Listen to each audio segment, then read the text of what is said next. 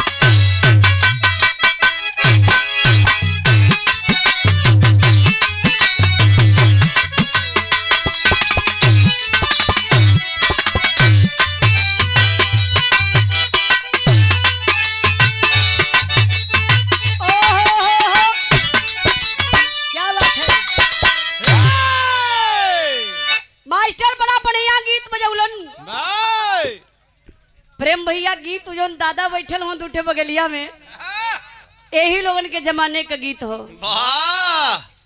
अक्सर हम बुढ़उआ दादा लोगन के यहाँ से शुरुआत करीला कि बुढ़ऊ लोग अगर महफिल में खुश हो जाई हैं तो ये लोग के खुश कैले कोनो फायदा नहीं हो। काहे ना फायदा हो? बुढ़ऊ लोग फेल चलत हो। हाई दादा लोग फेल हुए। हाँ हो, मतलब पैसा ऐसा नहीं दिए को। ओ अच्छा, इनके पैसा चाहता।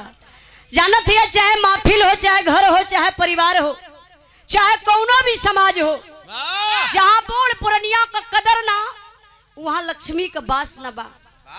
अगर बूढ़ पुरनिया का कदर कर दिहल जा तो सबसे बड़ा घर अमीर बा। अगर दुआरे पर जा प्रेम भैया पुरनिया हंस के मिल गयल तो समझा कि सबसे बड़ा अमीर परिवार हो। रुपया पैसा में ना, परिवार में सबसे बड़ा अमीर परिवार उहे बा और सबसे मूर्ख सबसे गरीब परिवार बा। जैसे तोहार परिवार हो। हमार परिवार मतलब अब हम गायब ना बैठी जाई। हाँ पागल कहीं कहे। हाँ, देखिए हम तो समन्वय न बनी भैया। देवियों देवता ना छोड़े न। जौने परिवार में अगर बूढ़ पुरनिया रोवत दरवाजे पर मिल गईलन वो सबसे खराब परिवार बा। ए लिए सबसे पहले हम दादा लोगन के यहाँ से शुरू करबे। ए दादा लोगन के खुश कदम मालिक आवा।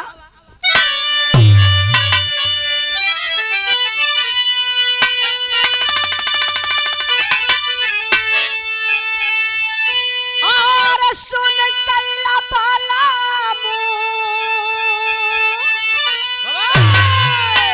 और सुन कैला पाला मुँह सोन कैला पाला मुँह कचौड़ी गाली सुन कैला पाला मिर्जापुर के कैला गुलजार हो कचौड़ी गाली सुन कैला पाला।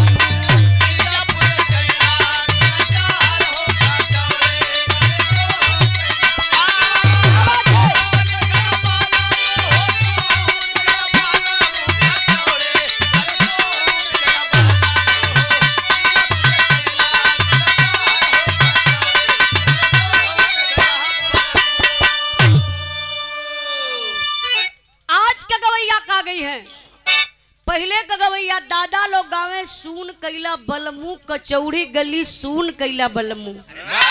मिर्जापुर के कैला गुलजार हो कचौड़ी गली सून कैला बलमू। आज का गवैया जा तारा परदेश बलमुआ घर में हमके छोड़ के तनी जाए से पहले खाला। मुर्गा से रोटी बोर के। अरे मुर्गा से ना हो तब किथुआ से वो ठलली से। वो हमन बोरल नहीं जाले तब का कही जाले ओके चाटल जाले। मर जाई बाबे मौतिए। इसमें बाप पुते कब काम चलावत हो ना। एक लाइन दादा लोग और बतावे, कहे बच्ची अगर एह मार्ग पे चलबा समाज में ठोकर कबो न खइबा। बड़ी ऊंची बात का बा।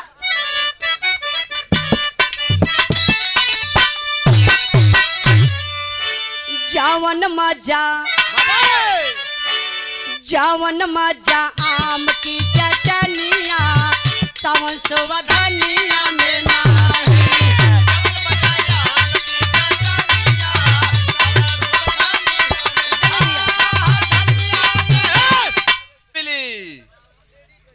ना उ कोनो मठ ना मंदिर ना मस्जिद ना गुरुद्वारा में।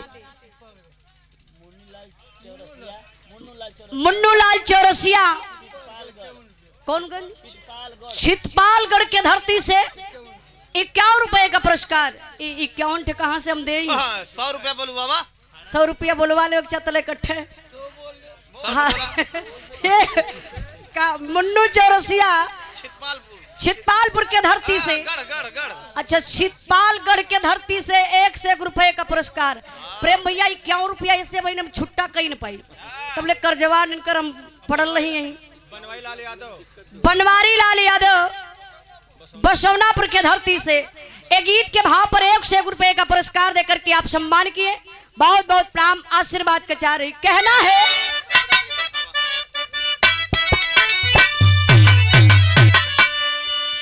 जावन मजा अपनी दुल्हनिया कावन हीरोइनिया में नाही।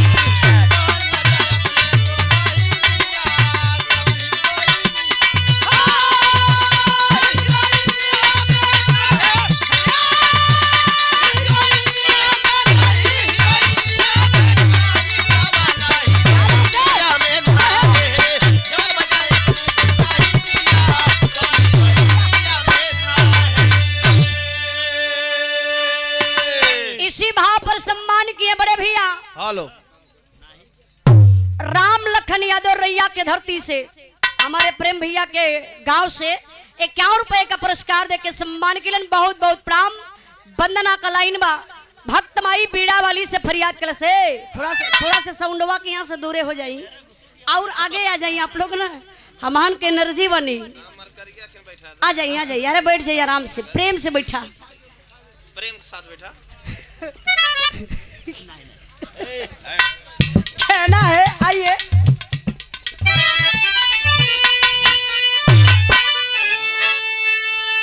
आज मोरी मैया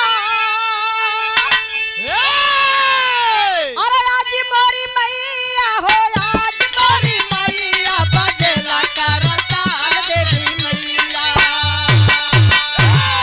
तोहरे भरोसे पूरा साल हो बजला करताल देवी मैया तोहरे भरोसे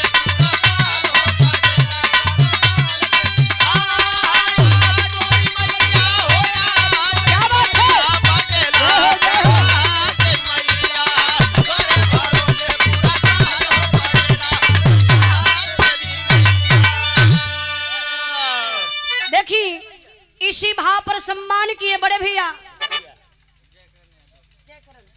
लइका का लगेला तू? जय करण यादव लइका का बड़का पापा। देखा गड़बड़ा मत दिया नहीं तो भाई भाई में झगड़ा लग जाई। कहीं आई उजलवा झगड़ा लगा के चल गई। लइका कै पापा हुए? लइका के कई गो पापा हुए?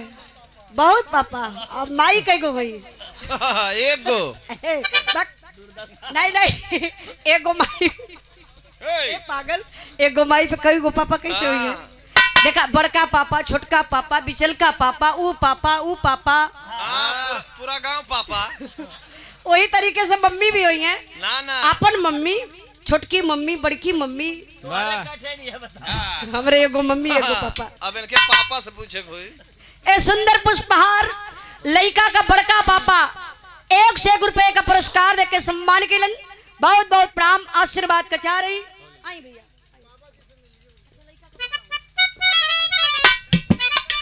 लइका का बाबा आदित्य बाबू ना आदित्य बबुआ के बाबा जी हीरालाल यादव जी की तरफ से सुंदर पुष्पहार स्वागत के कड़ी में 501 रुपए का पुरस्कार देकर के आप सम्मान केलन। बहुत बहुत प्रणाम आशीर्वाद के जा रही सब भाई के नमस्ते प्रणाम बोले की कहना है।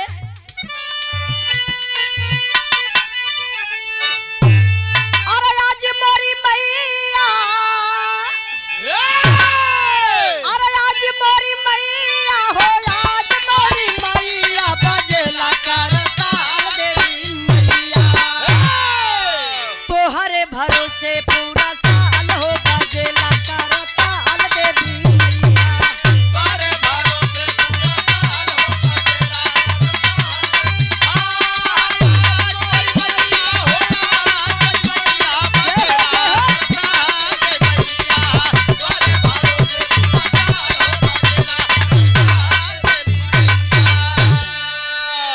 आखिरी बंद में भक्त माई से परिचय बतावत बा।